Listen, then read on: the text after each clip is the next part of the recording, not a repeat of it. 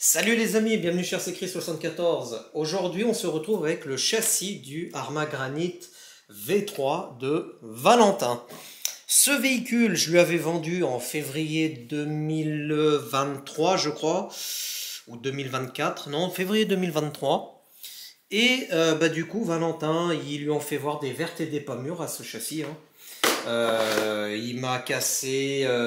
Qu'est-ce qu'il m'a cassé? Ouais, il n'a pas cassé grand-chose.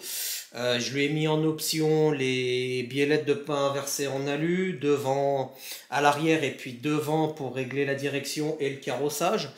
Malheureusement, il m'en a cassé une et je vois qu'il m'en a plié une aussi, puisque j'ai fait le tour avec lui. Et depuis un certain temps, il a un problème récurrent. Donc en fait, vous avez l'arbre de transmission à l'arrière et vous avez cette pièce là en fait qui s'enfâte dans l'arbre de transmission et à chaque fois ça arrête pas de se barrer. Tac, je vais vous montrer si j'arrive. Voilà, en fait voilà, l'arbre de transmission il vient s'encliqueter dedans, mais à chaque fois ça se dévisse. On a une petite vis BTR au milieu, mais malheureusement elle y est plus, il faut que j'en remette une. Et donc du coup je vais mettre du frein filet. J'en avais mis il me semble, mais ça n'avait pas tenu, donc là on va recommencer l'histoire. Et on va voir si ça tient, le choc, si ça tient avec le temps. En tout cas, bon, je vous fais pas voir l'état du châssis parce que vous allez prendre peur, hein. Il y a plein de terre de partout. Là, en plus, je suis pas sur mon établi. On va dire que je suis un peu, on va dire sur mon établi de secours. On va dire, c'est le plan de travail qui est devant la télé du salon. C'est beaucoup mieux pour bricoler de regarder la télé en même temps que plutôt dans la chambre où j'ai pas la télé. Du coup, on va refixer tout ça. Et puis on va lui redonner son petit véhicule à Valentin. Bon, on va essayer quand même, hein, mais il y a déjà quelques de la terre qui tombe. Je sais pas si vous voyez grand chose, mais je vais pas m'approcher plus.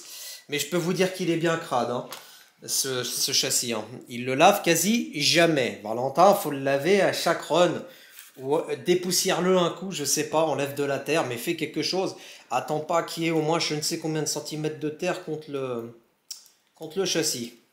Je vais te resserrer aussi, j'ai vu que tu avais les écrous, les contre-écrous de réglage étaient dévissés. Je vois qu'apparemment derrière c'est tordu aussi.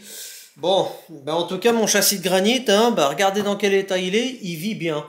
Et ça prouve une chose, hein, quand même, hein, malgré tout ce qu'on peut dire à l'époque quand je l'avais acheté. Arrma, c'est du costaud, hein. Surtout le V3, le Granit V3. Pourquoi? Parce qu'il a le BLX 100. Il a le moteur, le combo moteur variateur, il a le BLX 100 déjà dessus. Et puis en Spectrum, qu'est-ce qu'il avait déjà dessus d'origine? Il avait un 3200 kV, hein. Et donc, il avait un slipper au milieu et c'était costaud.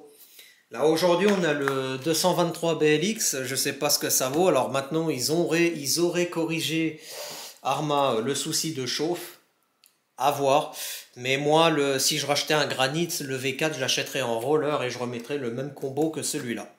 Donc du coup les amis, je vais faire ça de mon côté tranquillou. Je vais pas vous embêter à faire une vidéo atelier parce que ça va prendre un peu de temps et puis on va dire que vous avez peut-être autre chose à faire que de regarder un peu de modélisme, enfin un peu d'atelier de modélisme.